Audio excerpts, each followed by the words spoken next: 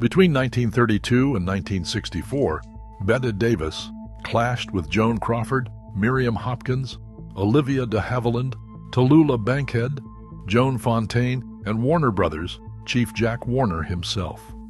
The studio system was built to keep its stars in line. Those who resisted were shelved or replaced. Davis did not just resist. She converted every one of those beefs into leverage, and the paper trail reveals a pattern the studios never meant to leave behind. Warner Brothers spent the 1930s carefully crafting a rivalry between Bette Davis and Joan Crawford.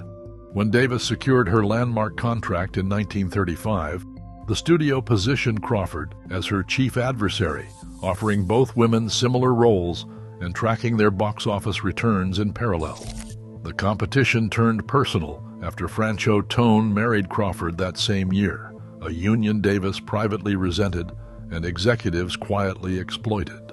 Studio memos from the 1940s show the rivalry was kept alive through adjacent dressing rooms, last-minute casting changes, and salary disputes.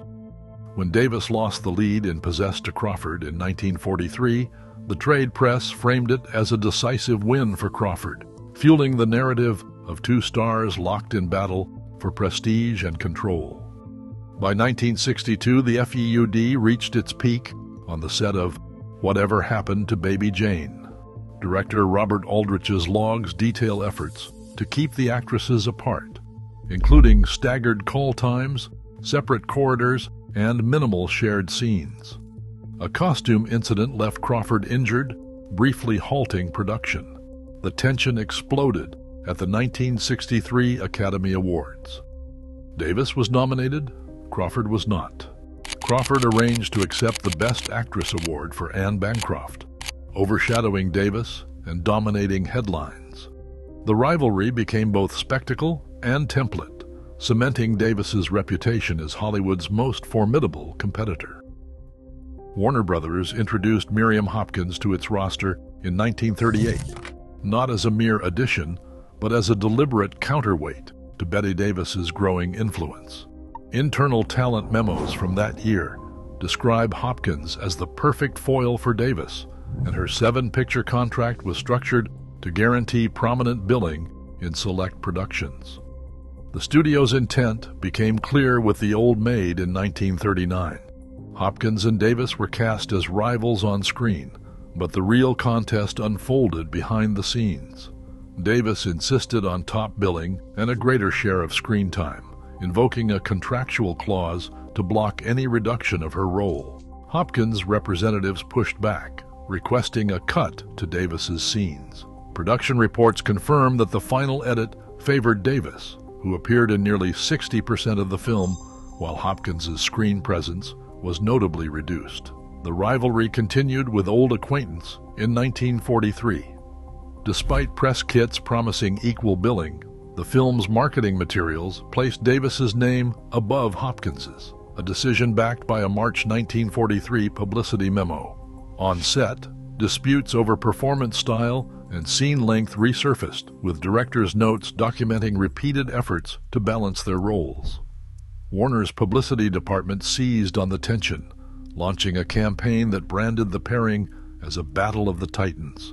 Magazine spreads and theater billboards framed the film as a duel between two powerhouse actresses, driving audience interest and box office receipts. Through these engineered contests, Davis learned to translate on-set conflict into tangible contract gains. By the end of her run with Hopkins, she had secured a right of first refusal clause for any future script involving her rival, consolidating her control over both casting and narrative direction. The Hopkins rivalry demonstrated that disputes, when navigated shrewdly, could become tools for negotiation, reinforcing Davis's reputation as a star who understood how to turn conflict into power. Olivia de Havilland's brief involvement in Hush. Hush, Sweet Charlotte in 1964 reveals how Bette Davis's authority shaped not only performances, but the very structure of a film's production. The original plan paired Davis with de Havilland in a substantial supporting role, with shooting scheduled to begin in early March. According to Paramount's production files, the casting was meant to anchor the film's dramatic tension, drawing on de Havilland's reputation for nuance and restraint. But within days, creative disagreements surfaced. Internal correspondence from her agent records Davis's dissatisfaction with the tone of de Havilland's interpretation, describing it as insufficiently menacing. Producer Hal Wallace received multiple memos detailing the mounting friction, including a request from Davis to rehearse scenes separately, and a warning about the growing risk to the production schedule. The situation escalated when de Havilland's agent, Arthur Kober, submitted a formal complaint to the studio, citing an untenable work environment. By the end of the first week, de Havilland was withdrawn from the project. Paramount's budget sheets show that her replacement, Agnes Moorehead, had to be hired at short notice, resulting in a budget overrun of $150,000. The financial impact was immediate, with additional overtime and reshoots required to accommodate the new casting. Trade press coverage at the time noted that the abrupt change fueled speculation about Davis's influence behind the scenes. While the studio attempted to downplay the incident, the episode became an industry example of how star power could override even carefully negotiated contracts. The Charlotte recast stands as a late career instance where Davis's insistence on creative control came at a measurable cost, reinforcing her reputation as both a formidable talent and an uncompromising collaborator. The rivalry between Bette Davis and Tallulah Bankhead began not in Hollywood, but on the New York stage, where both actresses were already drawing critical attention for their uncompromising styles. The 1935 Shubert Theater audition ledger, preserved in the Billy Rose Theater division, lists Davis and Bankhead on consecutive pages. Davis's entry noted her intense, razor-sharp delivery, while Bankhead's entry was marked by a boisterous, flamboyant presence. The final casting decision favored Davis, a choice attributed to her growing box office appeal rather than temperament alone.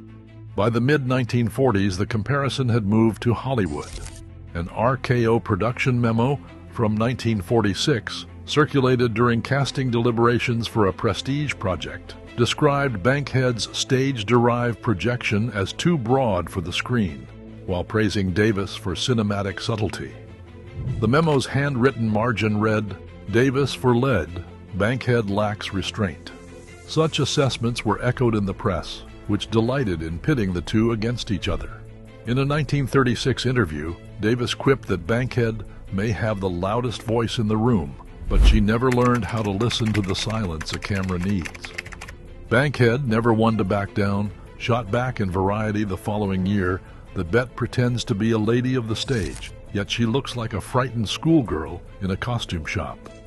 These exchanges were amplified by studio publicists and columnists who framed Davis as the disciplined technician and Bankhead as the uncontainable force.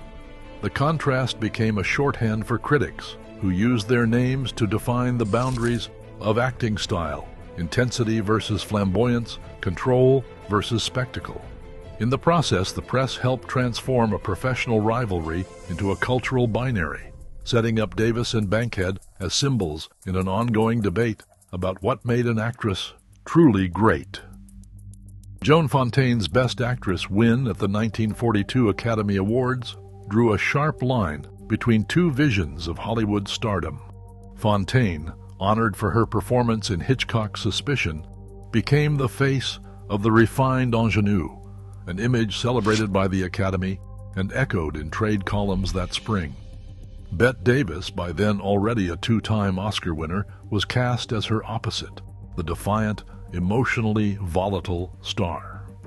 Contemporary press coverage leaned into this contrast, with Variety and The Hollywood Reporter running parallel profiles that framed Fontaine's subtlety as a generational answer to Davis's intensity. Time magazine's 1942 feature, The New Face of Hollywood, placed Fontaine's poised portrait alongside a still from Davis's The Little Foxes, inviting readers to choose between restraint and raw force. The divide was not lost on either actress. In a 1965 interview, Fontaine reflected that Bette pushed the boundaries of what a woman could be on screen, and that she always believed in the power of subtlety.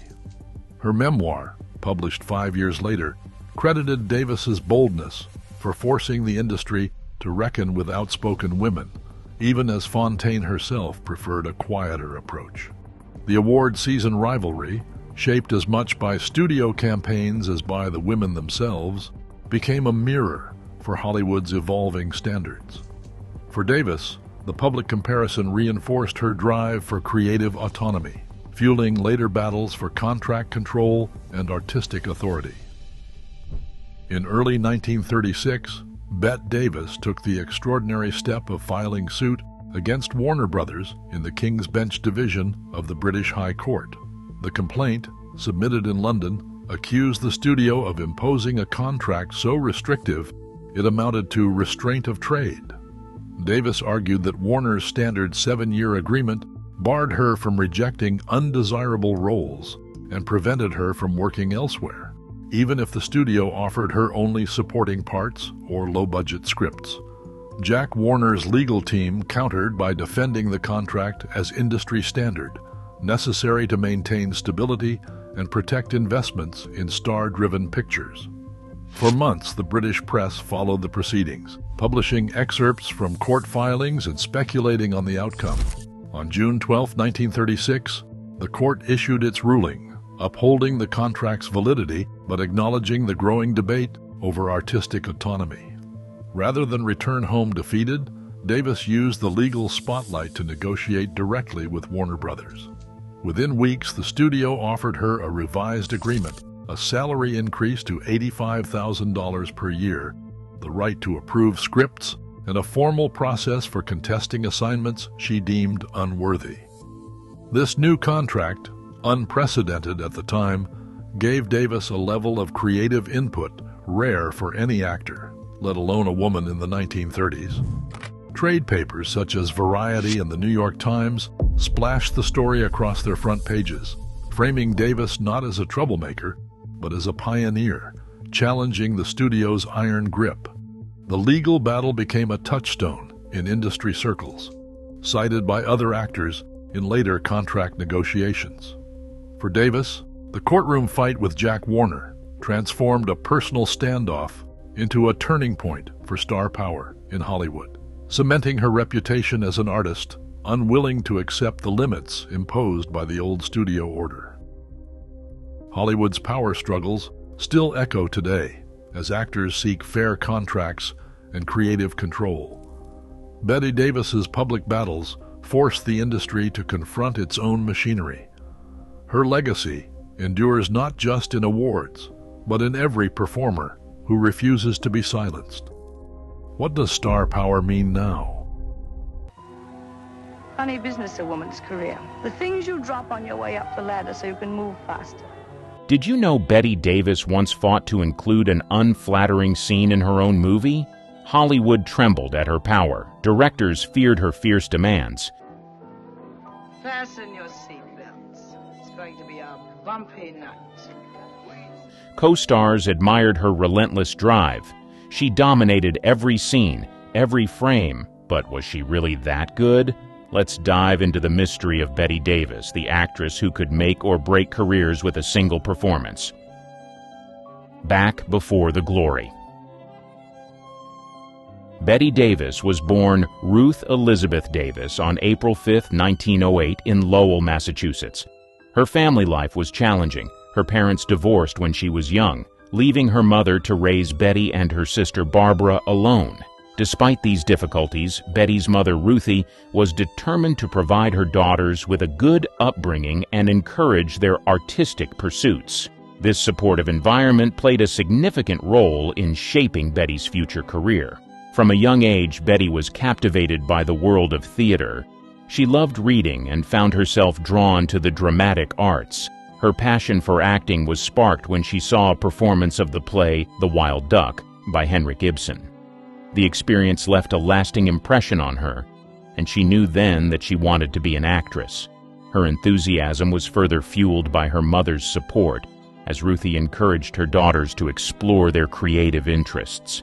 As Bette grew older, she became more serious about pursuing a career in acting. After finishing high school, she enrolled at the Cushing Academy, a private boarding school. It was here that she first honed her craft, participating in school plays and learning about the art of performance.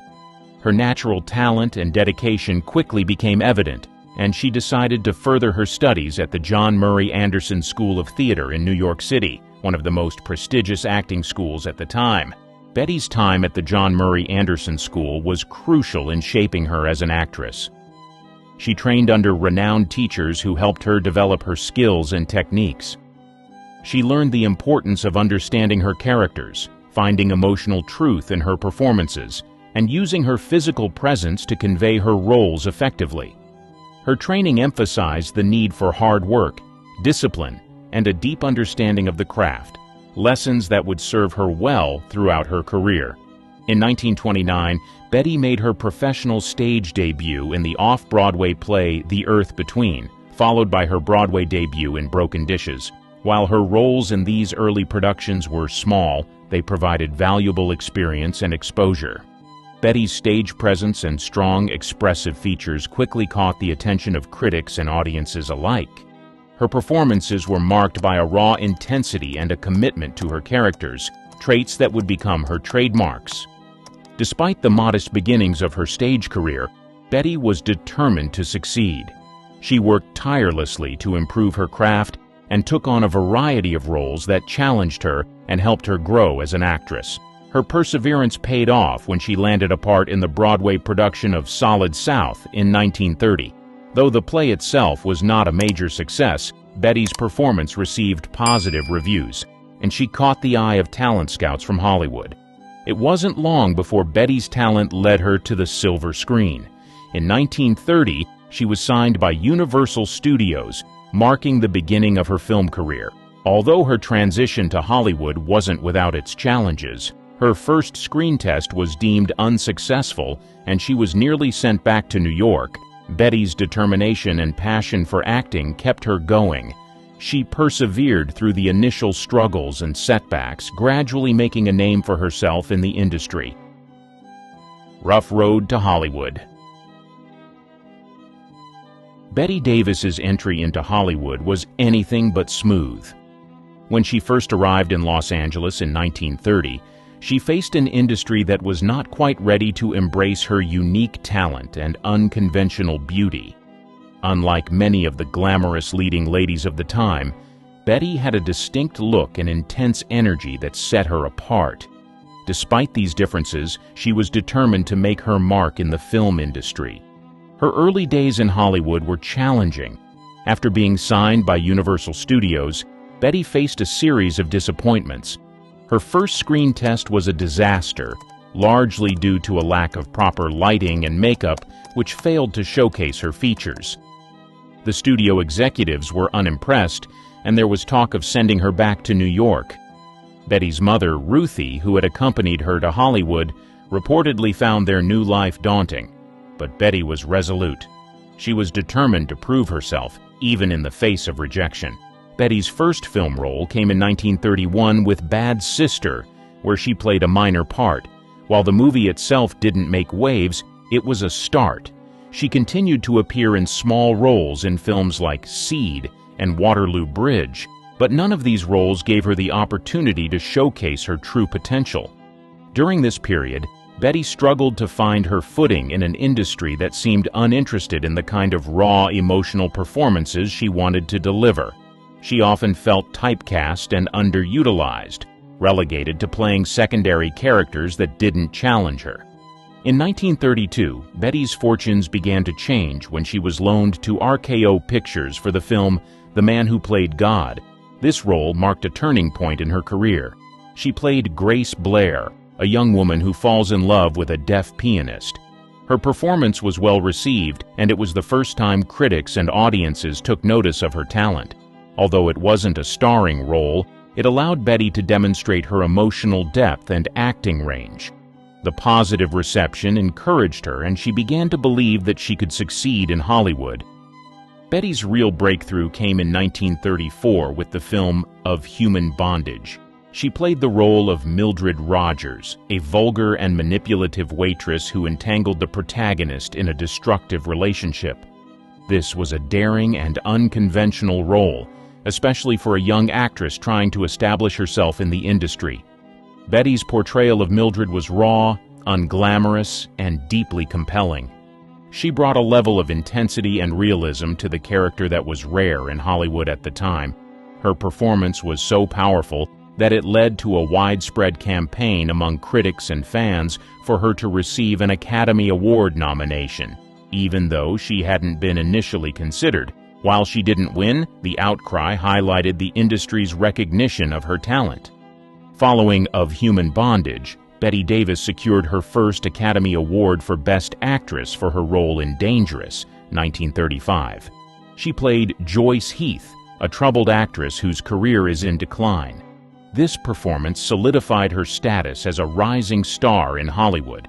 It also marked the beginning of a period where she would consistently take on challenging and complex roles, often playing characters who were flawed, intense, and emotionally volatile.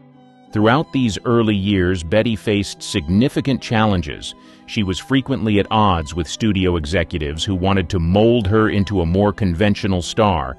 She resisted these pressures, insisting on taking on roles that interested her, even if they were not glamorous or traditionally feminine. Her willingness to tackle unsympathetic and complex characters set her apart from her contemporaries and established her reputation as a serious actress who was unafraid to take risks. Bette Davis, the icon. To truly understand how good Bette Davis was as an actress, it's essential to delve into her key films and performances that not only defined her career, but also set her apart from her peers. Bette Davis was exceptional in her ability to portray complex characters with remarkable depth and nuance, a skill that made her one of the most respected and admired actresses of her time. One of her standout performances came in the 1938 film Jezebel. In this movie, Bette played Julie Marsden, a headstrong Southern belle who defies societal expectations. The role required her to embody a woman who is both charming and manipulative, passionate yet flawed. Betty's portrayal of Julie was nothing short of mesmerizing. She captured the character's fierce independence and vulnerability, creating a layered performance that earned her the Academy Award for Best Actress. This role proved just how talented she was to the entire world, as she convincingly brought to life a character who could easily have been seen as unsympathetic. Instead, Bette made Julie compelling and real, showcasing her incredible range as an actress. Another iconic performance was in Dark Victory, 1939, where Bette played Judith Traherne, a young socialite diagnosed with a terminal brain tumor.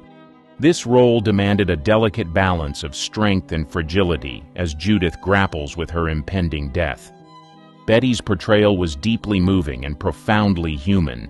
She conveyed Judith's fear, denial, and ultimate acceptance with such authenticity that it resonated with audiences and critics alike. Her performance in Dark Victory demonstrated her unparalleled ability to convey complex emotions and make her characters relatable, even in extraordinary circumstances. It further cemented her reputation as an actress of immense talent and emotional depth. But that was not the end.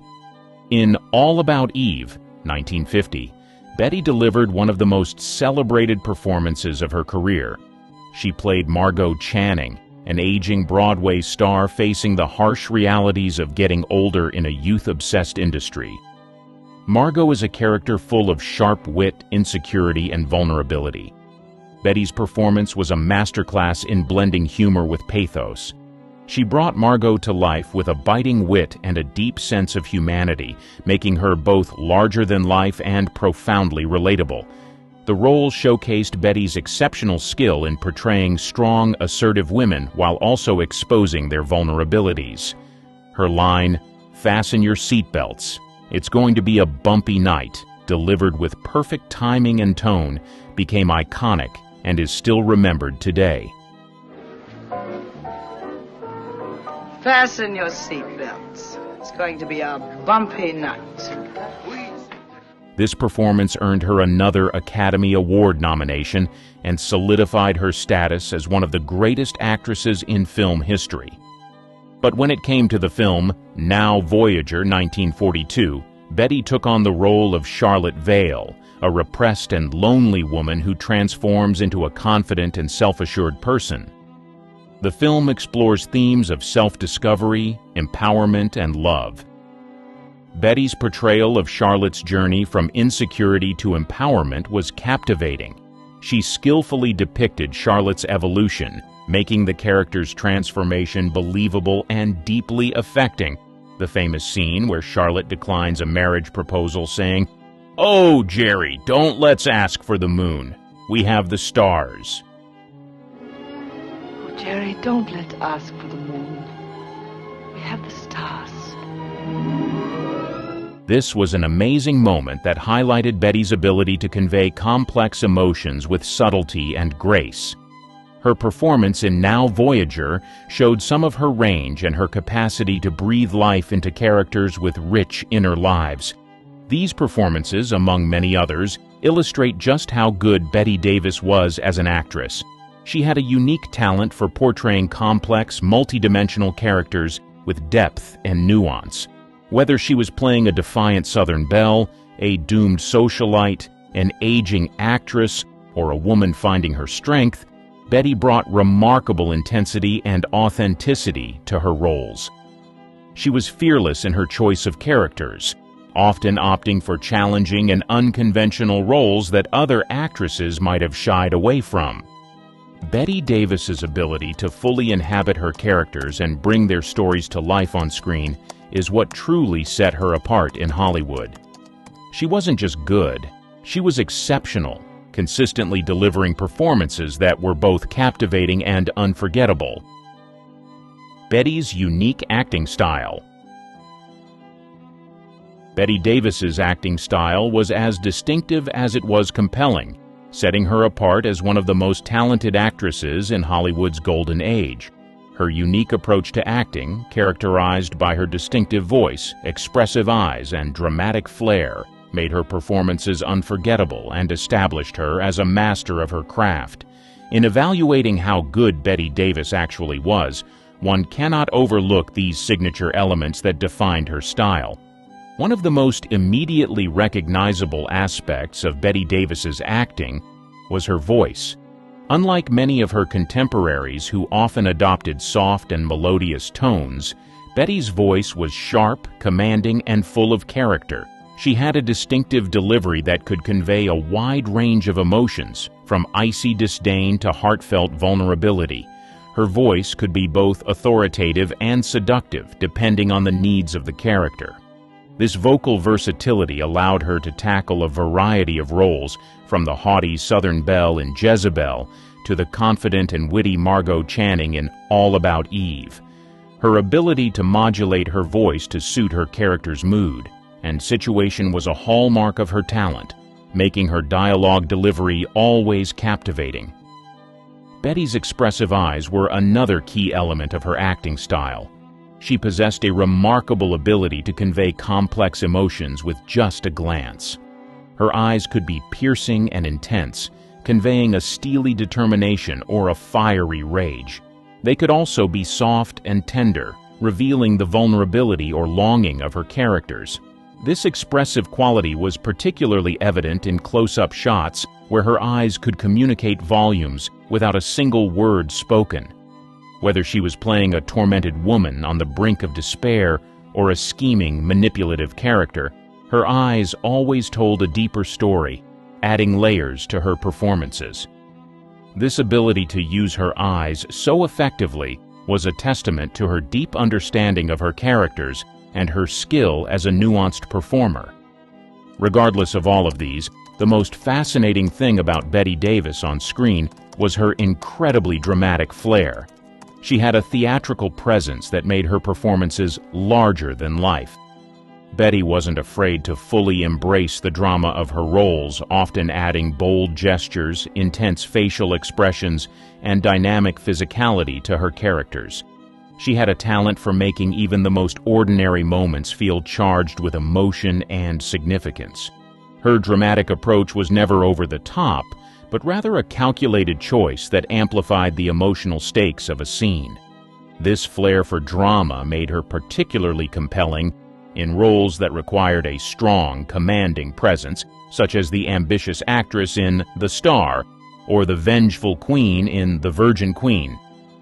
Bette Davis's approach to her craft was also deeply influenced by method acting, a technique that emphasizes the emotional truth and psychological depth of a character.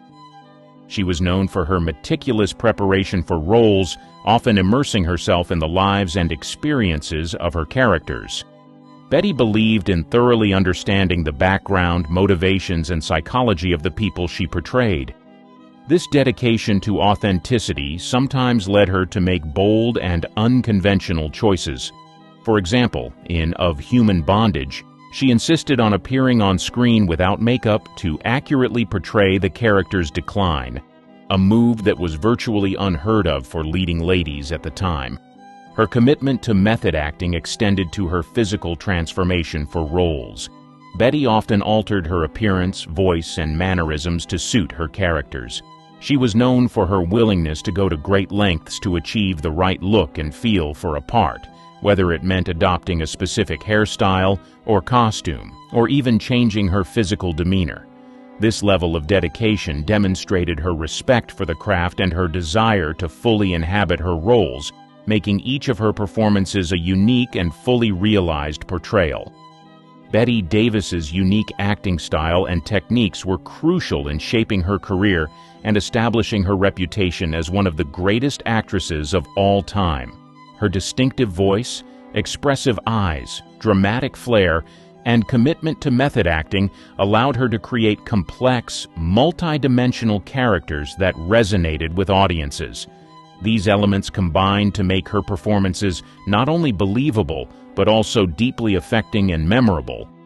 Bette's ability to bring such depth and nuance to her roles set her apart from her peers and solidified her place in the pantheon of acting legends.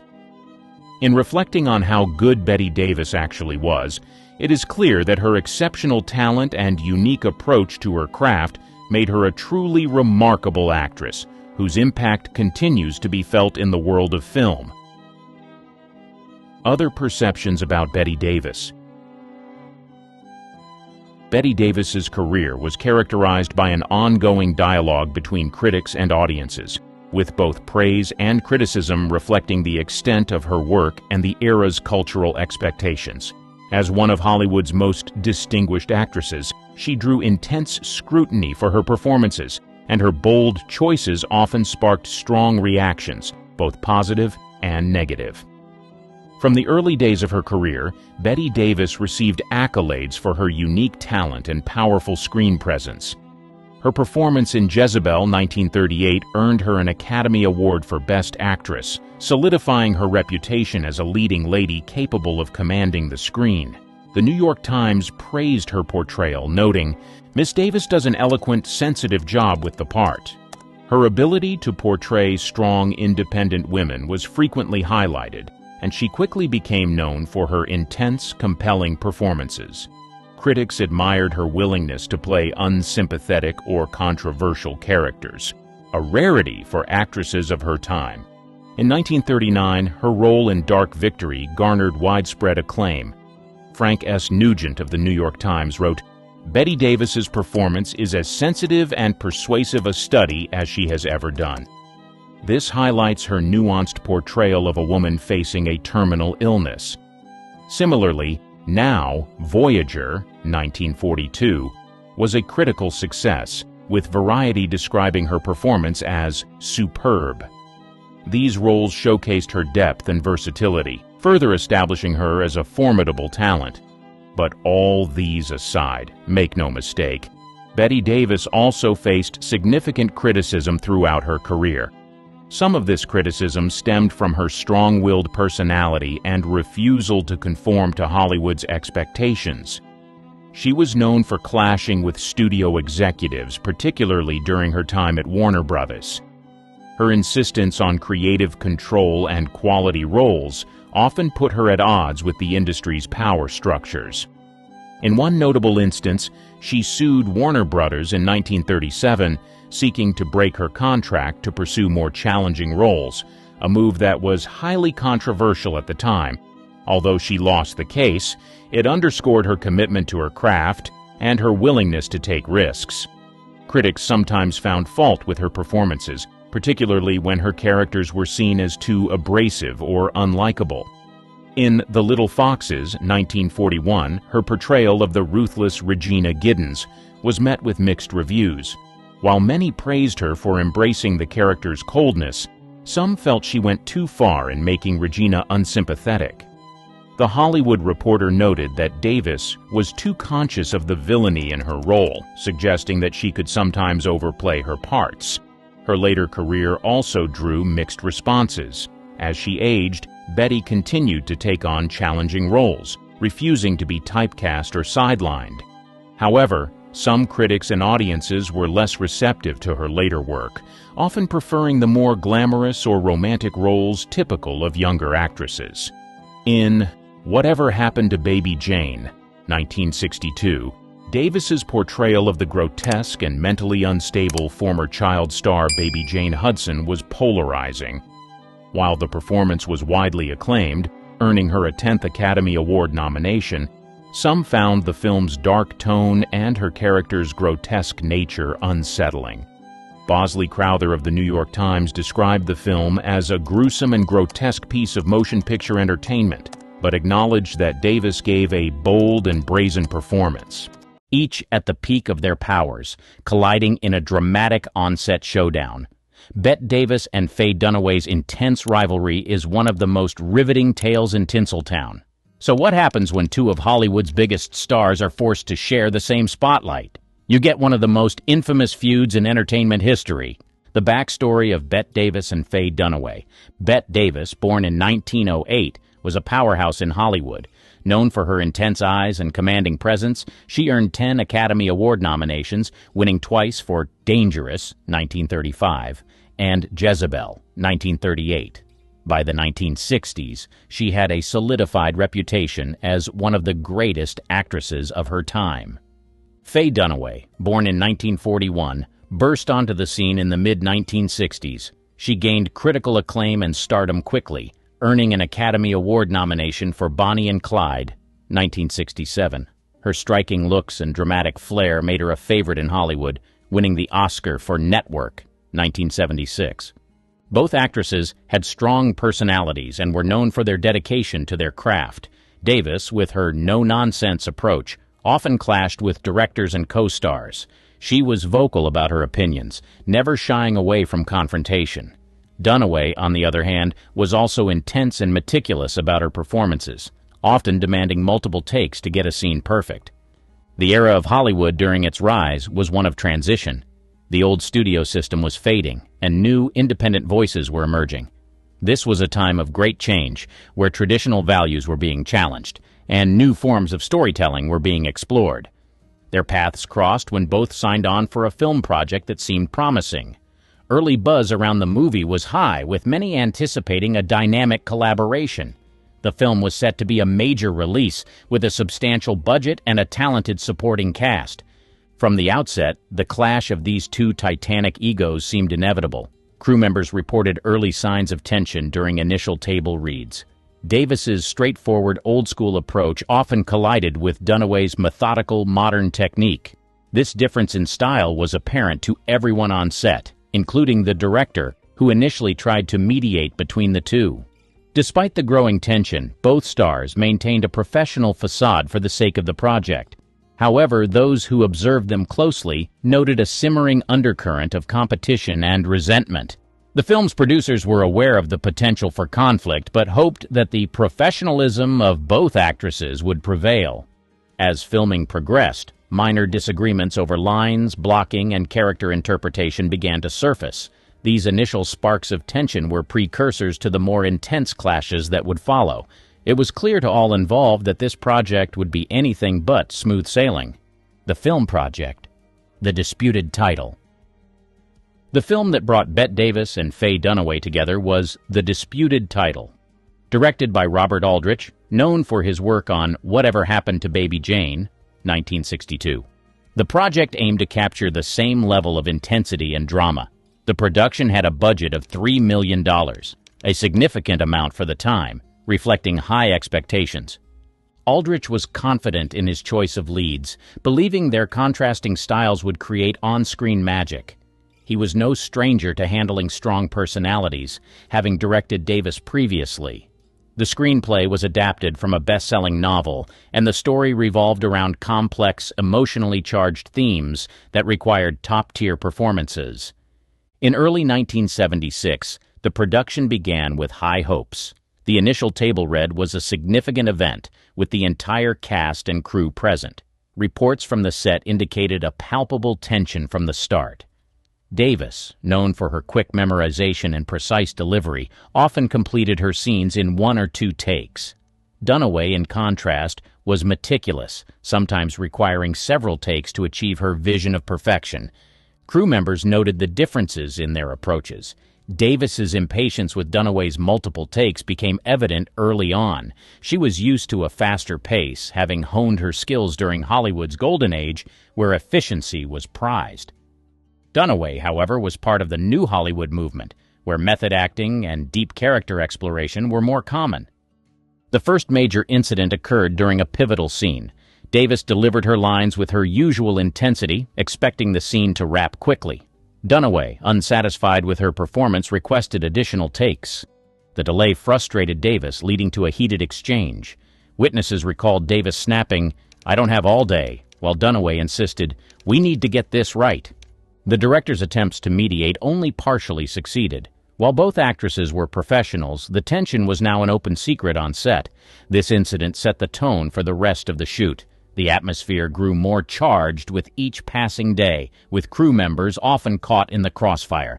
Despite the friction, the project continued, driven by the sheer talent and determination of both stars.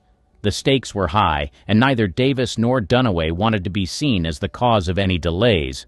However, the underlying animosity began to seep into their performances, adding an unintended layer of realism to their on-screen rivalry. The cast and crew adjusted to the tension, finding ways to work around the conflicts. Scenes were scheduled to minimize direct interactions between Davis and Dunaway whenever possible. However, the inevitable confrontations continued to escalate, hinting at more significant issues to come. First, sparks of tension. One of the earliest incidents occurred during a scene requiring a complex sequence of emotions from both actresses. Davis, with her decades of experience, nailed her part on the first take. Dunaway, however, requested several retakes, striving for perfection. Each time, Davis's frustration grew more palpable. Crew members recounted how the tension in the room was almost tangible, with everyone holding their breath, waiting for the inevitable eruption. During another scene, a disagreement over blocking turned into a full-blown argument. Davis preferred a more straightforward approach, focusing on delivering her lines with precision. Dunaway, on the other hand, wanted to explore different angles and movements to add depth to her character. The director attempted to mediate, but the conflict escalated. The crew started noticing how these interactions affected the production schedule. Scenes that should have been completed in hours stretched into days. The film's budget began to feel the strain of these delays. The tension wasn't just between Davis and Dunaway. It began to spread to the rest of the cast and crew, creating an atmosphere of anxiety and uncertainty. Despite these early signs of discord, there were moments of brief respite. In scenes where their characters had to display a facade of cordiality, both actresses managed to put aside their differences, delivering performances that masked the real-life animosity. These moments, however, were fleeting, and often followed by more disputes once the cameras stopped rolling. One particular story from the set highlighted the growing divide. During a lunch break, Davis reportedly refused to sit at the same table as Dunaway, opting to eat alone in her trailer. This act of separation was a clear signal to everyone on set that the working relationship had deteriorated beyond repair. Crew members began to take sides, further deepening the rift. As these early sparks of tension grew into full-blown conflicts, the impact on the film became increasingly apparent. The project, which had started with such promise, was now in jeopardy, with every day bringing new challenges. The director and producers faced mounting pressure to keep the film on track while managing the volatile dynamics between their two leading stars, the on-set battles. As filming progressed, the tension between Bette Davis and Faye Dunaway escalated into outright battles. These on-set clashes became legendary, each one more intense than the last. The atmosphere was charged, and everyone involved could feel the strain. One of the most notorious incidents occurred during a scene that required Davis and Dunaway to share an intimate, emotional exchange. The director, Robert Aldrich, wanted to capture the raw intensity of the moment. Davis delivered her lines with her characteristic fervor, expecting a quick wrap. Dunaway, however, found fault with her own performance and requested another take. This request led to a fiery confrontation. Davis, visibly agitated, exclaimed, "How many times do we have to do this? We're professionals, not amateurs." Dunaway, unfazed, responded, "True professionals strive for perfection." Crew members recounted how the argument halted production for several hours. The director attempted to calm both actresses, but the damage was done.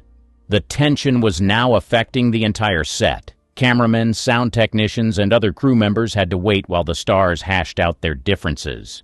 The delay added significant costs to the production, but Aldrich was determined to see the film through. Another significant clash happened during a night shoot. The scene required precise timing and coordination, elements that Davis excelled at. Dunaway, still exploring her character's depth, asked for multiple takes. Davis's patience wore thin. "It's the middle of the night, Faye. Some of us need to sleep," she snapped. Dunaway, undeterred, insisted, "And some of us need to act." This incident resulted in another lengthy delay. Crew members, exhausted and frustrated, began to express their discontent. The tension on set was palpable, with whispered conversations and nervous glances becoming the norm.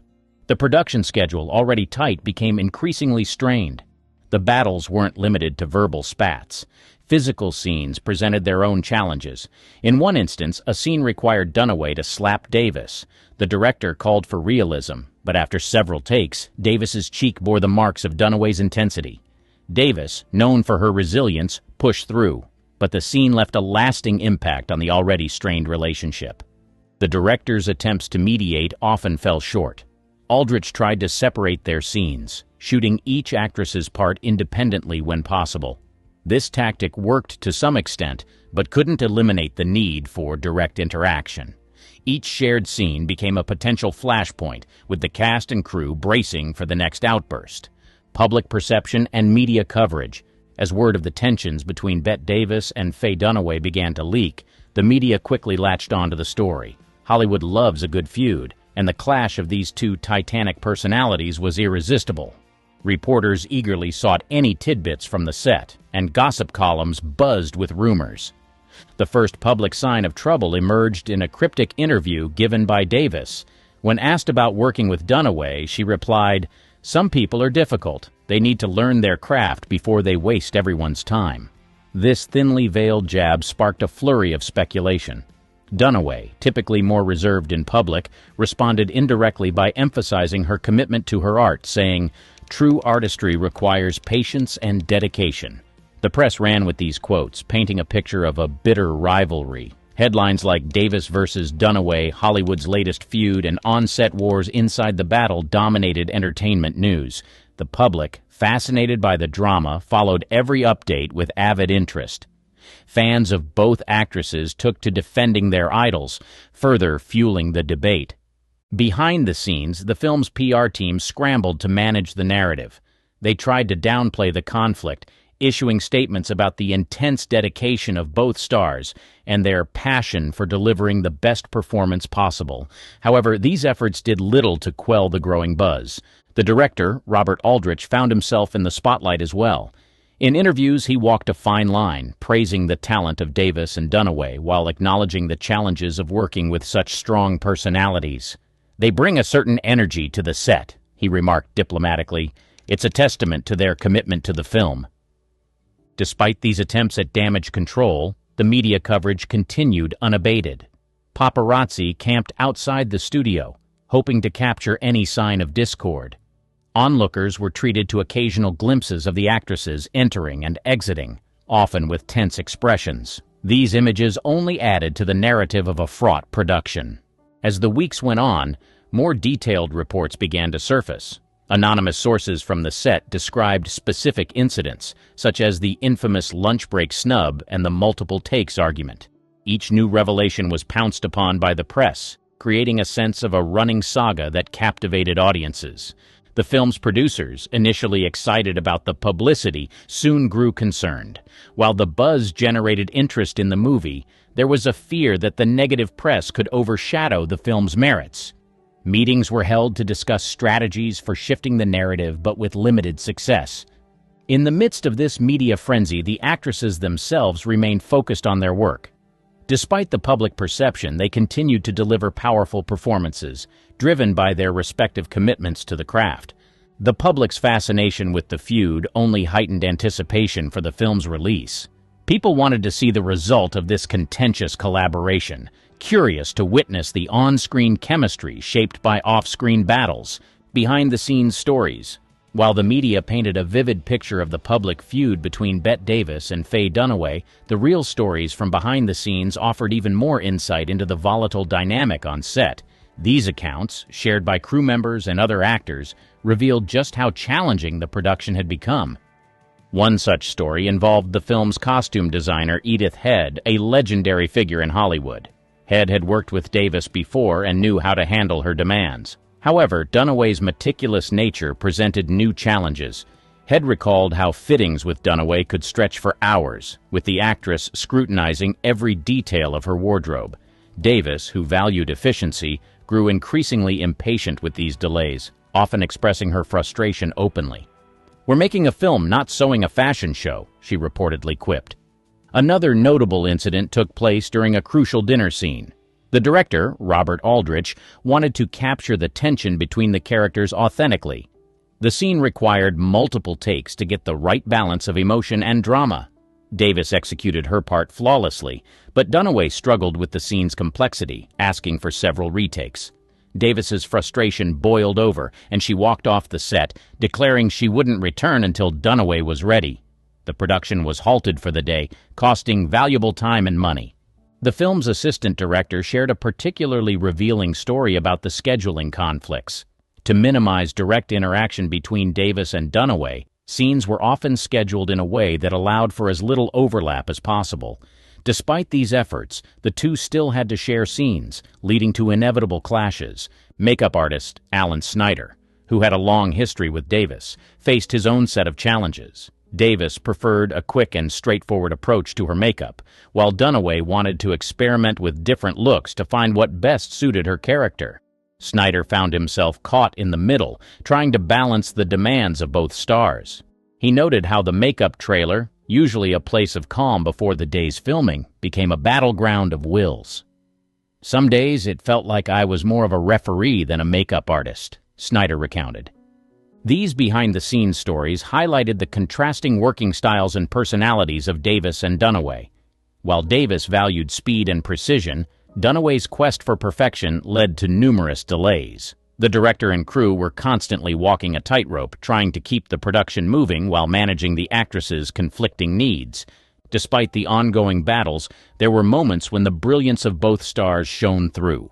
Scenes that required raw emotion and intensity benefited from their real-life tension, adding an unexpected layer of authenticity to their performances.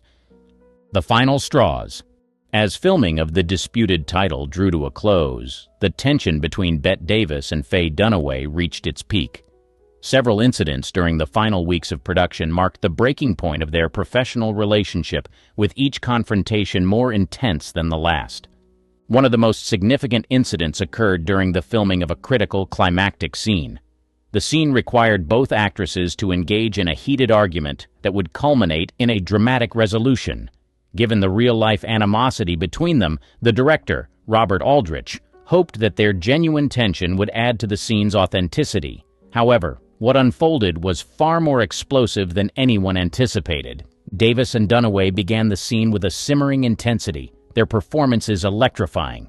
As the scene progressed, the emotions ran high, and the line between acting and reality blurred.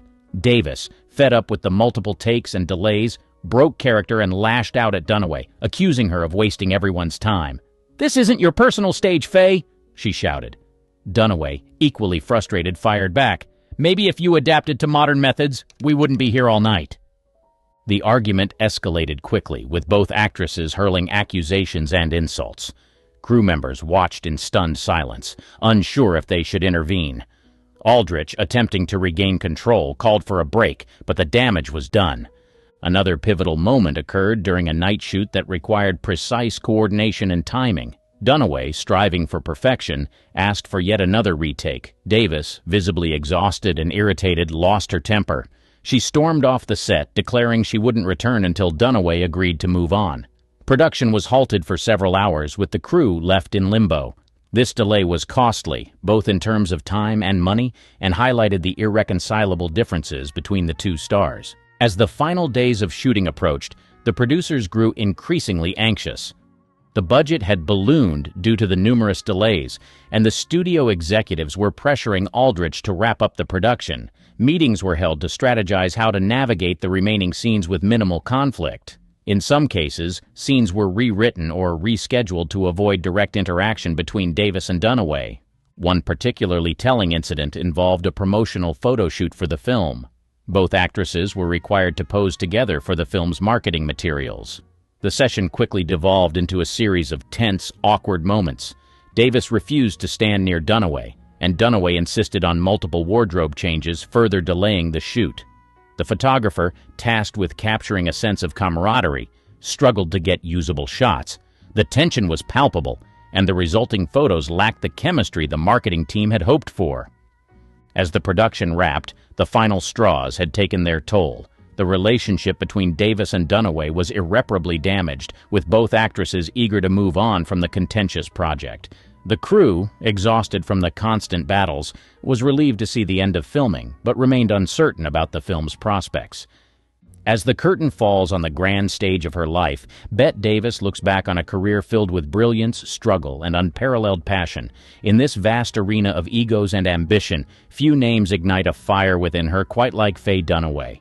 Dunaway's talent is undeniable, her presence formidable, yet their encounters were marked by a discord that echoes through Hollywood history. It wasn't mere rivalry that fueled Davis' disdain, but a clash of temperaments, a friction that turned every interaction into a battlefield.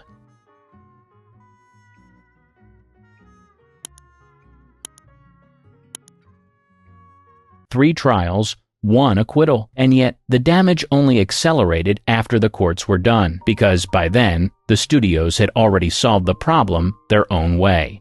Fred Fishback's fallout. The 6th of September, 1921. The phone calls start early. Fred Fishback is in Los Angeles when the news from San Francisco reaches the studios. By noon, trade papers are already whispering. By evening, exhibitors are panicking. Fishback is not accused of anything. His problem is proximity. He directed Roscoe Arbuckle's films. That alone is enough. Fishback had been one of Arbuckle's most reliable collaborators. He directed The Cook, Out West, and The Garage, comedies that played clean and wide across the country. His reputation was practical, not flashy. He delivered pictures on schedule and under budget. That mattered in 1921. Within days of the arrest, it stops mattering. Studio managers begin freezing releases connected to Arbuckle. That freeze quietly extends to the people behind the camera. Fishback's projects are put on hold, a phrase that appears in internal memos but never in public statements. There is no press release. There is no explanation. By mid-September, exhibitors refuse to book any film associated with the scandal, even indirect ones. Theaters fear boycotts. Civic groups threaten protests. Studio lawyers advise distance. Fishback's name becomes collateral. He tries to keep working. Records show meetings with producers who do not return calls afterward. One executive later admits in a trade interview that any association was considered dangerous. No charges, no hearings, just risk. Fishback's contracts begin to lapse. In the silent era, a director without an active release quickly becomes invisible. There is no long-term security, no guaranteed slate. Momentum is everything. Behind the scenes, studios are already shifting strategy. The goal is containment. Remove visible links. Reduce the number of people who could speak freely. Silence through inactivity works better than termination. No severance, no lawsuit, just nothing. By early 1922, Fishback's output has slowed to a trickle. He directs smaller pictures with less promotion. Budgets shrink, distribution narrows, trade coverage fades. This pattern repeats quietly across the industry. Fishback becomes an early example of how studios manage exposure without saying a word. No statements, no defenses, no loyalty. The scandal is still unfolding in court, but the business decision has already been made.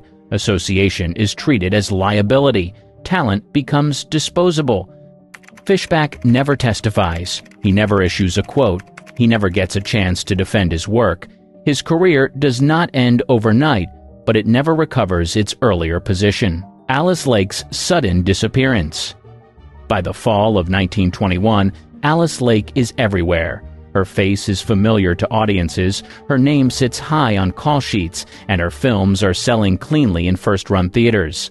She is not involved in any scandal. She is not named in any police report. What changes is the climate around her. Lake had worked in pictures that circulated through the same studio ecosystem, now under scrutiny. That alone becomes a problem. Studio executives start reviewing publicity lists.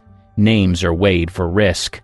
Lake's profile is judged too visible. No announcement is made. Trade papers notice something first. Her name stops appearing in advance promotion. Magazine layouts quietly swap her photo for others. Film stills are revised. Publicists do not return questions. At the time, Lake is under contract and still reporting to work. The reduction happens off-camera. Roles become smaller. Billing slips lower. Scripts that once seemed likely stall without explanation. One casting memo from late 1921 notes a preference for neutral faces, a phrase used often in the weeks following the scandal. Alice Lake fits the wrong category. Recognizable, recent, familiar to audiences who are now being warned loudly about moral danger in Hollywood. The studio's logic is simple. If the public sees a familiar face tied, even loosely, to the same system, outrage might follow. Prevention becomes policy. Lake does not give interviews during this period. No statements, no defenses. Silence is safer for the studio. Speaking risks association. Silence allows the erasure to look natural. By early 1922, Lake's screen time is sharply reduced. When films are released, promotion is minimal. Posters focus on other players. Reviews mention her briefly, if at all. This is not a blacklist. It is something quieter. Financial records show no breach of contract. She is still paid. That matters. Paid artists are less likely to sue, less likely to talk. The studio keeps control without confrontation. By mid-year, her career momentum is gone. Other actresses fill the same roles. New faces cycle in. Audiences move on because they are guided to. There is no scandal attached to her name. That is the point. The absence becomes the strategy. Lake continues acting, but the arc has changed. The sharp rise is over, not because of guilt or wrongdoing, but because the industry decides some faces are safer than others. Bambina Maud Delmont's testimony. The story shifts when Bambina Maud Delmont steps forward. She is a vaudeville performer who attended the San Francisco gathering. Within days of the incident, Delmont gives statements to police that place herself as a witness. Her claims are dramatic. They spread fast. Newspapers quote her freely before any trial begins. Delmont alleges wrongdoing and presents herself as the key voice speaking for the woman who died. The timing matters. Public outrage is already rising. Her statements pour fuel on it. Investigators soon learn there is a problem. Court records show Delmont has a documented history with law enforcement. She had previously been involved in extortion attempts against other men. This information is known to police but does not slow the press cycle. Her story is too useful. When the first trial begins, Delmont does not appear as a witness. The prosecution chooses not to call her. Defense attorneys later introduce evidence of her past arrests and credibility issues. Judges allow it. The damage is already done. Her statements shaped public belief long before jurors were sworn in. Studio executives understood this quickly. Public opinion had hardened around claims that would never be tested under oath. Behind the scenes, pressure builds to neutralize the source of the most explosive accusations. Delmont is questioned repeatedly. Her credibility collapses under scrutiny. Prosecutors distance themselves. After the trials, Delmont disappears from major coverage. No interviews, no follow-ups, no platform. Her name fades, while the narrative she helped create remains. Financial settlements begin circulating quietly. Hotel staff, intermediaries, and peripheral figures are compensated. While no single payment to Delmont is publicly documented, her sudden silence aligns with a wider pattern. Those who had spoken early stop speaking entirely. Studios benefit from this outcome. A discredited accuser cannot revise the story or contradict new legal findings. Silence locks the scandal in its most damaging but vaguest form. Delmont's role becomes frozen in time, quoted endlessly, examined rarely. Her absence from court becomes a footnote rather than a turning point. Mabel Norman's proximity. She does not attend the party. That detail never saves her. Normand is one of the most recognizable faces in silent comedy. She is also a close friend and frequent collaborator of Roscoe Arbuckle. In 1921, that connection becomes dangerous overnight. Studios move fast. Normand's name is not mentioned in police reports. No accusations are made. Yet executives begin treating her as a secondary risk. Her films are delayed. Publicity slows. Press access tightens. Normand had already survived earlier scrutiny related to personal struggles and public image. The industry tolerated that when profits were strong. The Arbuckle scandal changes the math. Internal studio correspondence later describes a need to reduce exposure. Normand fits the category.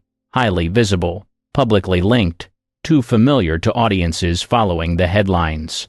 She continues working, but conditions change. Roles are fewer. Budgets shrink. Studios insist on stricter supervision. Insurance requirements tighten around her productions. The press notices the shift. Gossip columns speculate without evidence. Silence from the studio fuels it. Normand is advised not to respond. No defense is issued because there is nothing to defend. That is the trap. Proximity creates suspicion without accusation. Privately, friends distance themselves. Public support becomes risky. One endorsement could pull another name into the mess. Studios encourage this isolation by controlling contracts and access.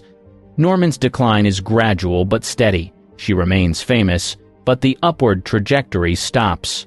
Her career becomes smaller, narrower, easier to manage. This is not a legal consequence. It is an industry choice. Normand never testifies, never gives an explosive interview, never challenges the narrative publicly. She does what studios expect. She stays quiet. Her case shows how silence is rewarded only in theory. In practice, it simply prevents recovery. By the time the trials conclude, the damage is permanent. Normand survives the scandal, but her standing does not. Buster Keaton's silence. In 1921, Keaton is closely tied to Roscoe Arbuckle through years of collaboration. They wrote together. They acted together. Arbuckle had helped Keaton gain creative control early in his career. That history becomes dangerous once the scandal breaks. Studio executives know Keaton's voice carries weight. A public defense could shift opinion. It could also drag another major star into the fire. Pressure arrives quietly. Keaton is advised to say nothing. No public statement is issued. No quote appears in the trades. When reporters ask, they get polite deflection. Keaton continues working, but interviews avoid the topic entirely. Contracts give studios leverage. Speaking out risks production delays, lost financing, or canceled releases. Privately, Keaton remains supportive. Later accounts confirm he believed in Arbuckle's innocence. None of that reaches the public while the trials are active. Silence becomes the price of survival. Keaton's films continued to be released during this period.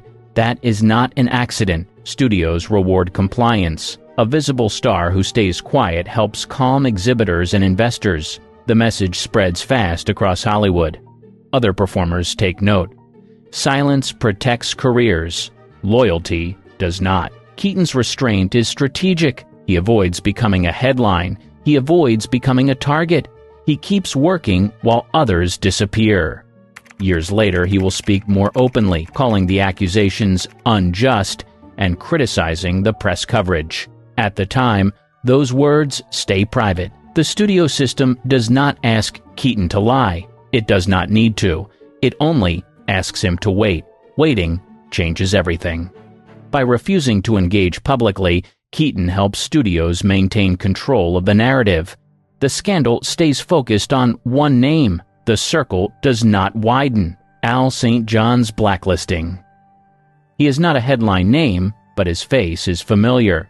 He appears alongside Roscoe Arbuckle in multiple successful comedies. He is also Arbuckle's nephew. In 1921, those two facts collapse into one problem the studios do not want to manage. Work stops almost immediately. Casting offices stop returning calls, contracts that were expected to roll over quietly expire, no letters arrive, no explanations are offered. In studio language, St. John becomes difficult, a word that means risky, without requiring proof. There are no accusations against him, no police interest, no testimony. The problem is visibility. Audiences know who he is and who he worked with. Exhibitors worry that booking him will invite protests or angry letters. Studios choose avoidance. Silent-era employment depends on constant output. Actors are paid per picture. A few months without work can erase momentum entirely. For St. John, that gap stretches quickly. Internal studio decisions leave no paper trail. No blacklist memo exists. Instead, producers simply choose other performers. Younger, less recognizable, easier to explain to nervous theater owners. By early 1922, St. John's income has dropped sharply. He begins taking work wherever it appears. Small productions, low budgets, roles far from major studio lots. The prestige is gone. The industry understands what is happening. Nobody needs to say it out loud. Bringing him back would require justification. Justification invites questions. Questions invite press. Eventually, St. John changes his professional name and pivots genres. He appears in westerns under the name Fuzzy St. John, playing comic side characters instead of leading roles. The shift is practical, not creative. Westerns attract less scrutiny and travel outside urban moral campaigns. This reinvention works, but at a cost. His earlier career, built in comedy alongside Arbuckle, is effectively sealed off. Studios never revisit it. Trade publications stop referencing his past success. St. John never publicly challenges the treatment. Lawsuits are rare and risky in this era. Silence remains the safest option. His experience shows how suppression works below the star level. No public punishment, no official ban. Just a steady closing of doors until adaptation becomes the only path forward. The scandal continues to dominate headlines, but for St. John, the damage is already permanent. He is not erased from history, but he is pushed far enough aside that few notice. William Randolph Hearst's targets. The headlines arrive before the facts settle. William Randolph Hearst controls a vast newspaper empire in 1921. His papers thrive on scandal, and the Arbuckle case delivers it. Names sell copies. Faces sell more. Hearst's editors understand this immediately. Coverage turns aggressive. Early stories lean on accusation, not evidence. Language is sharp. Details are exaggerated. Corrections are rare and buried. Competing papers follow to keep up. Public outrage grows faster than court proceedings. Artists become convenient symbols. Actors, directors, and associates, tied to the same studio system, appear in print even when they have no connection to the events under investigation. Their names are used to build a larger narrative about Hollywood excess. The goal is not accuracy, it is circulation. Studios panic. They cannot control the press, but they can reduce exposure. Executives begin tracking which artists appear most often in headlines. The response is swift: pull releases, cancel interviews, close access. Hearst's coverage creates a second crisis. The legal case is one problem. The media storm is another. Studios treat the latter as the more dangerous threat. Private meetings follow. Studio lawyers speak with publishers. Advertising contracts are reviewed. While no public deal is announced, the tone of coverage begins to shift after peak outrage. Sensational language tapers off. Names disappear from columns. Artists notice the pattern. Those who remain quiet fade from coverage. Those who speak risk being targeted again. Silence becomes a survival tactic. Hearst later claims his papers were defending public morality. Court records tell a different story. Jurors are instructed to ignore media influence, a rare step that signals how intense coverage has become. By the time trials reach their later stages, the press has already shaped public belief. Studios focus on limiting further damage. They cannot undo what was printed. They can only prevent more. Irving Thalberg's fix. At Metro-Goldwyn-Mayer, he handles crises quietly. By late 1921, Thalberg is involved in discussions about exposure control. The goal is not justice, it is stability. Legal teams move first. Settlements begin appearing around the edges of the case. Hotels, staff, and peripheral figures are compensated. Agreements include confidentiality clauses. Speaking publicly becomes expensive. Contracts are adjusted. Artists tied to risk are paid to stay inactive rather than terminated. That matters. Paid silence avoids lawsuits. It also prevents testimony that could reopen public debate. Thalberg understands leverage. Studios control access to work, publicity, and distribution. Those tools are more effective than threats. Cooperation is rewarded with continued employment. Resistance leads to isolation. Internal correspondence later shows an emphasis on closing lanes of exposure. That includes limiting interviews, rerouting press inquiries, and quietly discouraging books or stage adaptations tied to the scandal. The fixes are not dramatic. They are procedural, small decisions layered carefully until the noise fades. By the time legal outcomes begin favoring acquittal, the studio response does not change. Reversal would draw attention back. Silence remains the preferred outcome. Thalberg's approach becomes a model. Other studios adopt similar methods, control the narrative by narrowing who is allowed to speak. Artists caught in the middle understand the message. Cooperation keeps careers alive. Truth is secondary. By the early 1920s, the machinery is in place. The industry does not argue with the past. It outlasts it. William Goodrich emerges. The name on the call sheet reads William Goodrich. It appears quietly, without announcement, in early 1922 production paperwork. No biography, no press introduction, just a credit line that most audiences have never seen before. Inside studio offices, the truth is understood immediately. William Goodrich is Roscoe Arbuckle. After the acquittal, studios face a problem they cannot solve publicly. Legally, Arbuckle is cleared. Commercially, his name is still radioactive. Exhibitors warn they will not book pictures connected to him. Civic groups threaten boycotts. The studio wants the labor, not the backlash. The solution is administrative. A pseudonym allows Arbuckle to work while removing the trigger point. Contracts are rewritten. Payroll lists Goodrich. Credits list Goodrich. Press materials avoid names altogether. Photographs are not circulated. There is no denial because there is no question asked. This is not an isolated favor. It is a controlled system. Crew members are informed privately. Actors understand what not to say. Studio executives treat the arrangement as routine. Talent is separated from reputation through paperwork. Under the Goodrich name, Arbuckle directs a series of short comedies. Production records show steady output and on-time delivery. Reviews in trade papers praise direction and pacing without mentioning the person behind it. That silence is deliberate. When rumors surface, studios ignore them. Addressing the speculation would draw attention. Ignoring it lets the alias do its work. The films circulate without protest. That is the metric that matters. Financially, the arrangement benefits the studio. Arbuckle's skill is monetized without reopening controversy. He is paid less than before, but he is paid. Survival replaces stardom.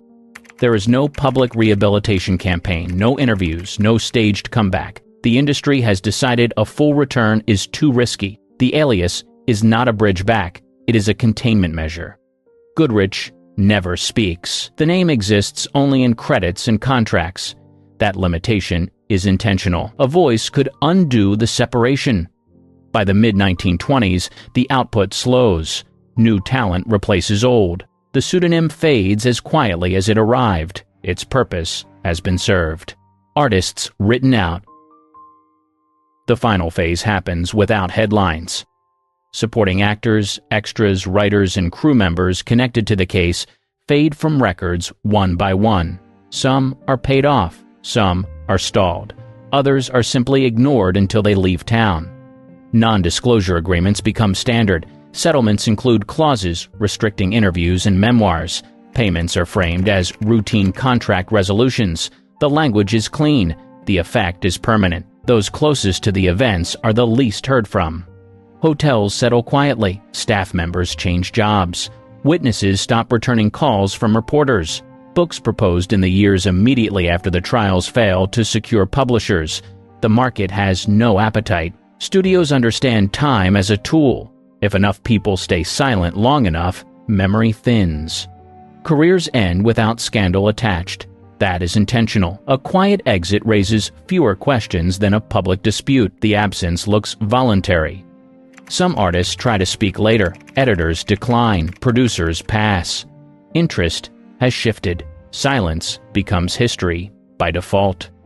The industry does not issue instructions. It does not need to. The rules are understood. Talking risks work.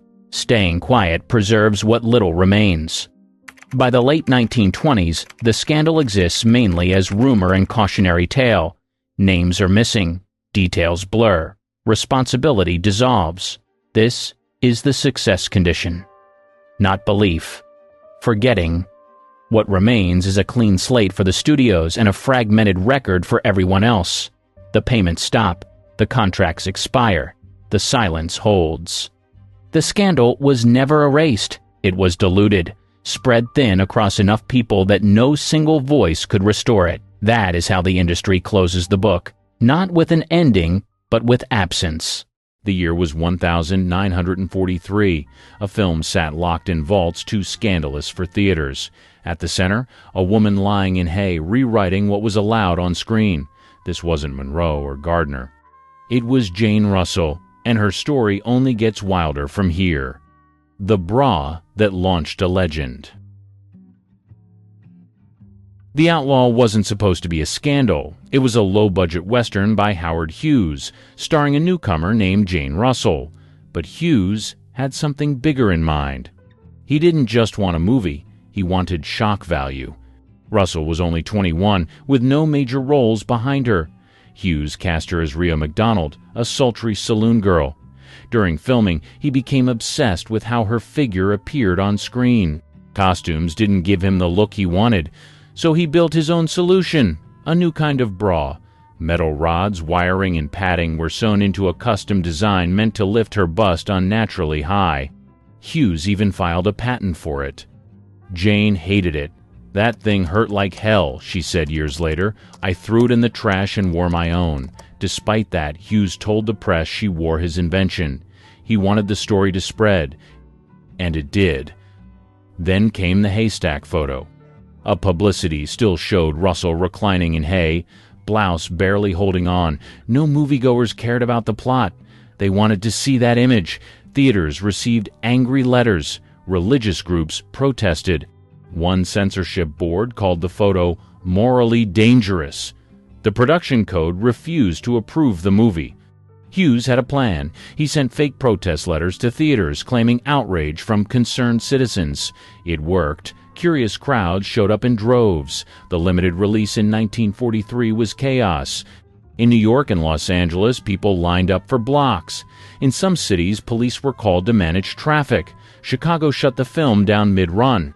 Jane Russell had barely opened her mouth on screen, but her image was already burned into American culture. The Outlaw didn't make her a star because of her acting. It made her a symbol of everything Hollywood was afraid to show.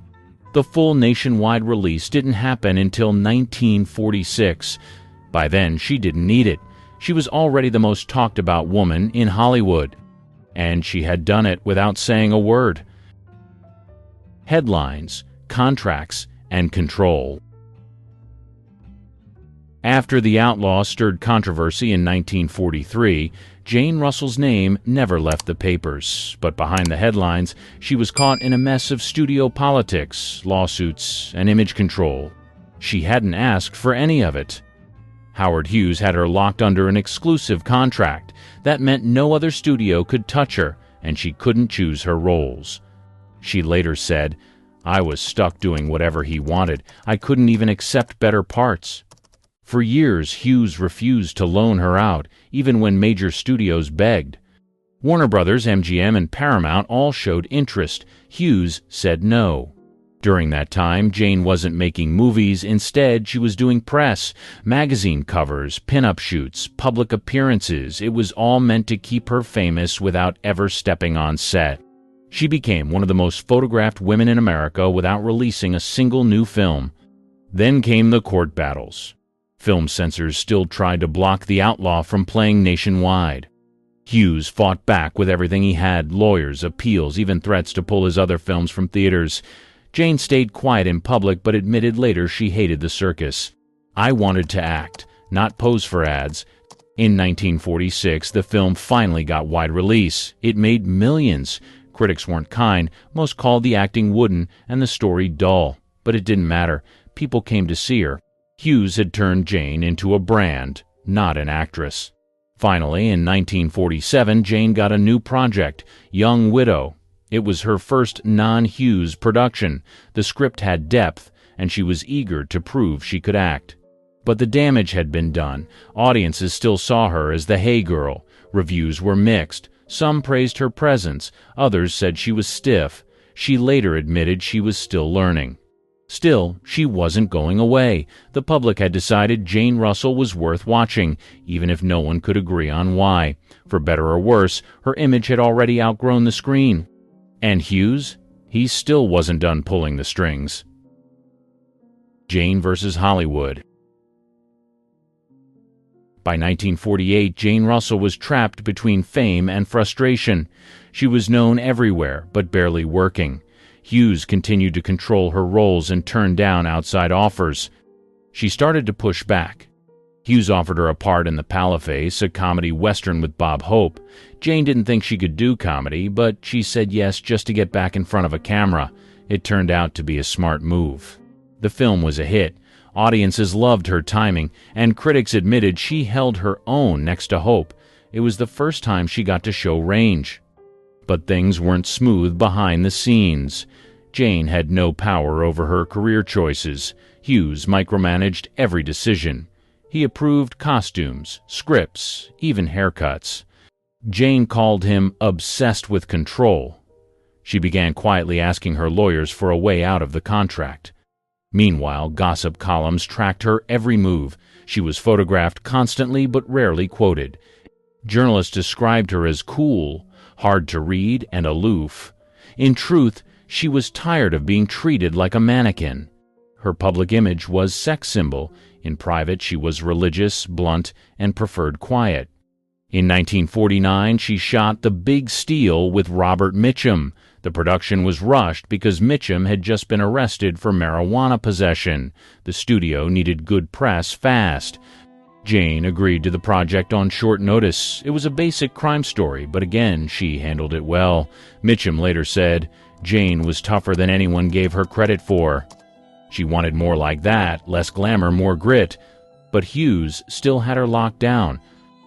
In 1950, she publicly clashed with studio heads over the roles she was being offered. She turned down several scripts and refused to pose for certain publicity shots.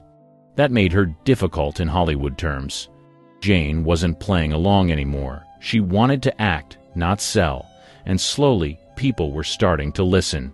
The pinup girl had found her voice, and she was just getting warmed up. Diamonds, Blondes, and a Stolen Show.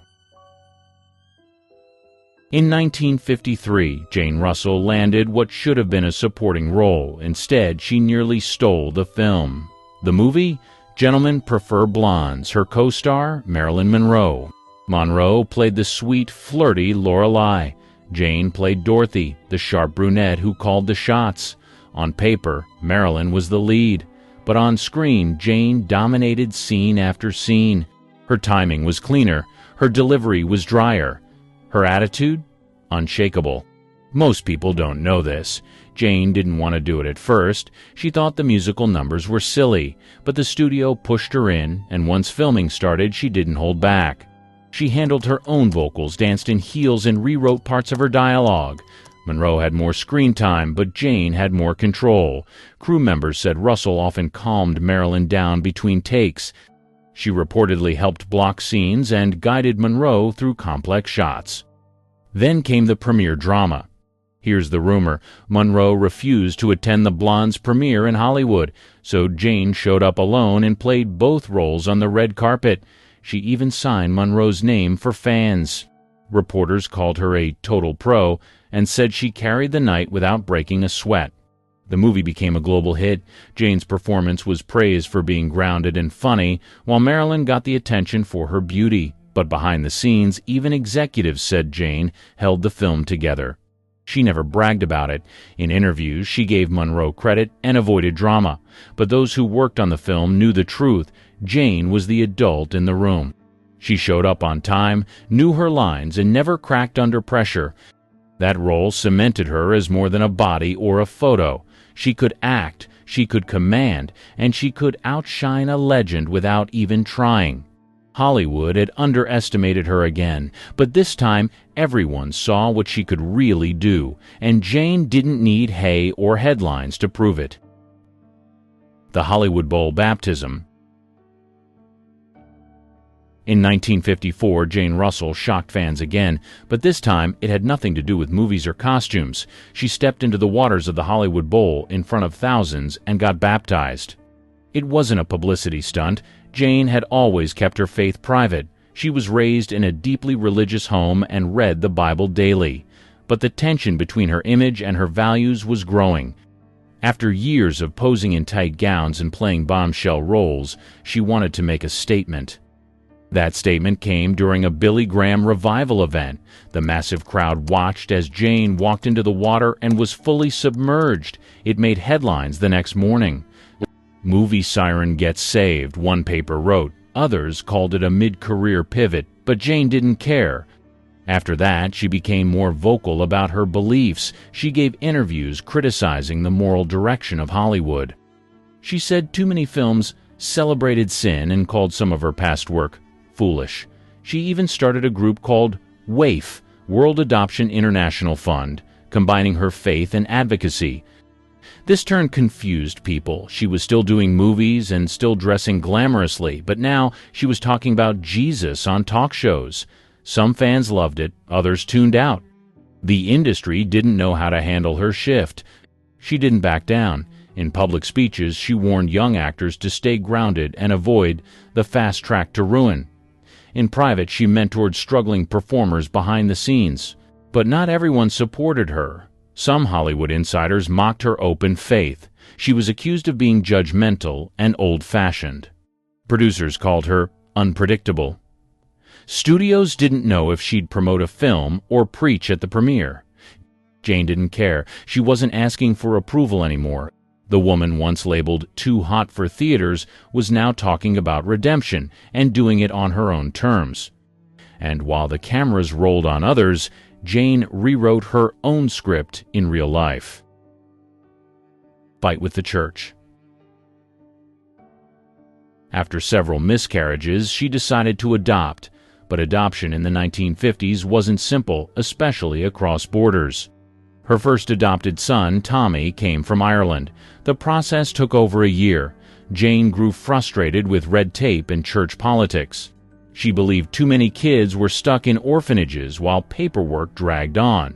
In interviews, she called the system heartless and said it cared more about rules than children. So she took matters into her own hands. In one case, she flew overseas, met with the child's caretakers, and returned with the baby before full approval. She claimed it was legal under emergency conditions. Authorities disagreed. The press labeled it baby smuggling. Jane called it saving a life. That incident pushed her to create WAIF, the World Adoption International Fund. It helped connect orphans with families worldwide. Jane used her fame to pressure lawmakers and raise money. She testified in front of Congress and worked with embassies to change regulations. But the backlash was real. Catholic leaders in Ireland accused her of undermining church-run orphanages. One priest called her reckless and self-righteous.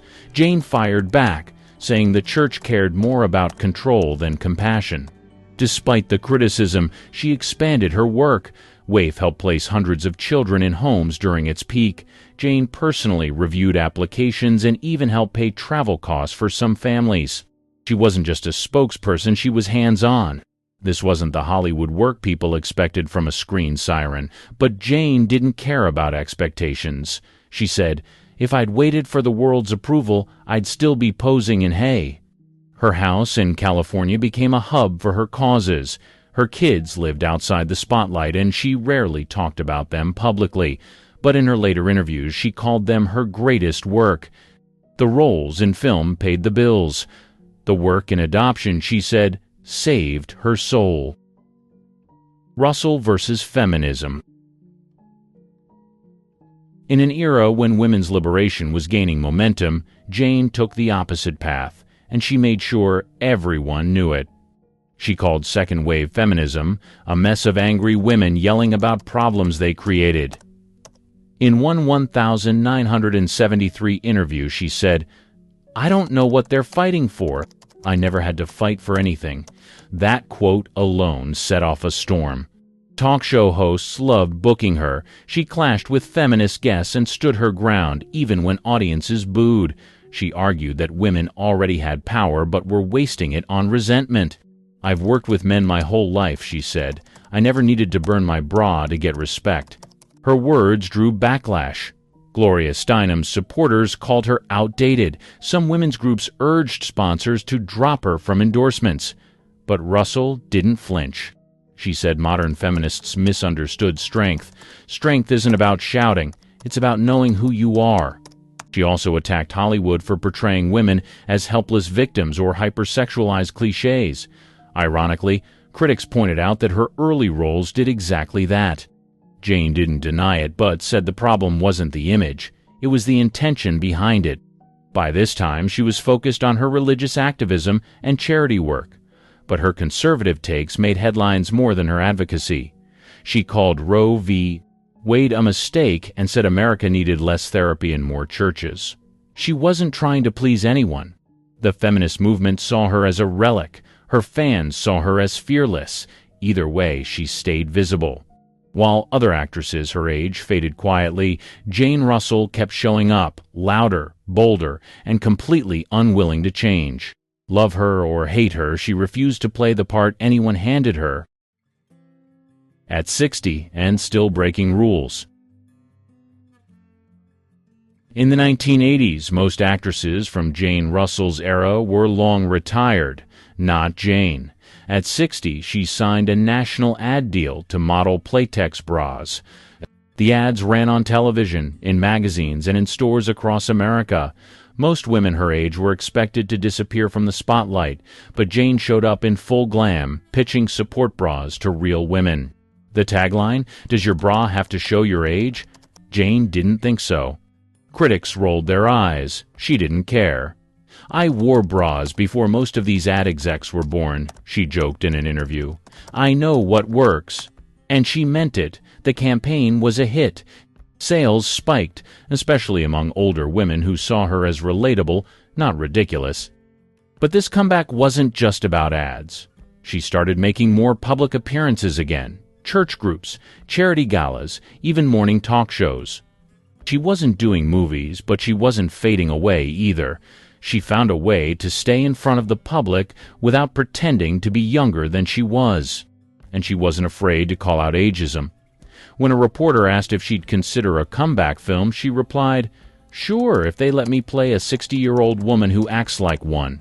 She also joked that it was the first time in her life people cared about her comfort more than her figure. Back then it was all underwire and pain. Now it's all soft cups and scents. Took long enough. The lingerie campaign made headlines, not for shock, but for surprise. No one expected Jane Russell, the once silent symbol of scandal, to become the face of grown-up confidence. She wasn't trying to seduce anymore. She was trying to relate. And that hit harder than any bombshell act ever could.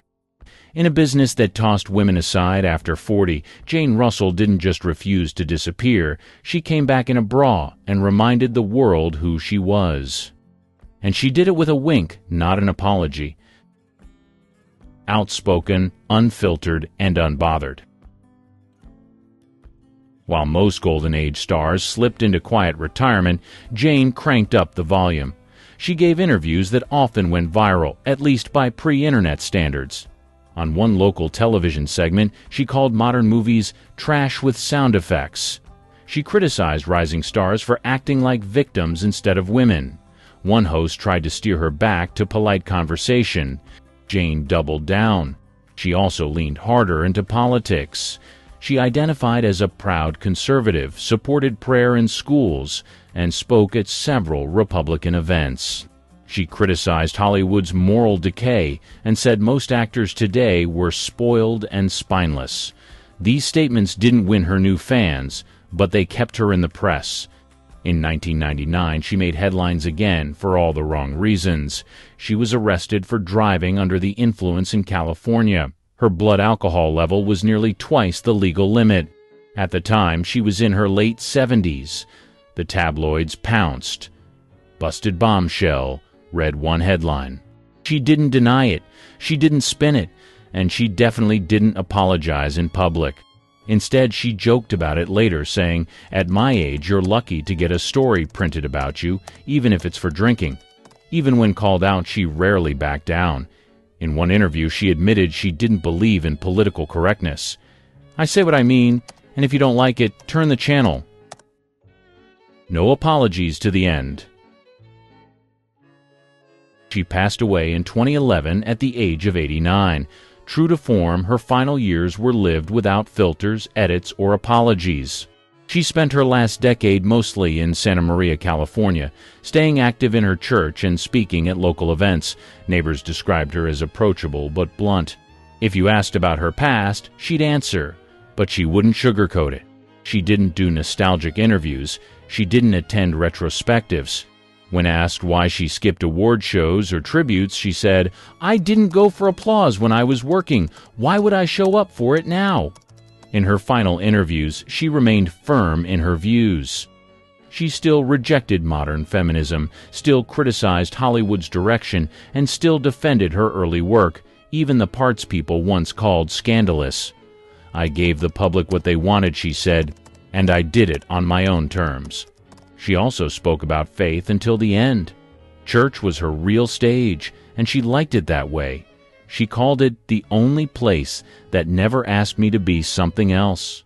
When news of her death broke, the headlines were predictable. Most focused on the outlaw, the hay photo, and her body. Few highlighted her decades of charity work, her fights with censors, or the fact that she'd outlasted most of her peers. Her family didn't issue a long statement. They said she passed peacefully in her sleep, surrounded by loved ones. No funeral spectacle, no red carpet send-off.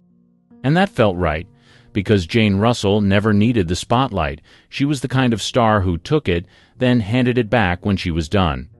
No legacy spin, no last-minute reinvention, just one final act of doing exactly what she always had. Living loud, aging honestly, and refusing to ever play by someone else's script.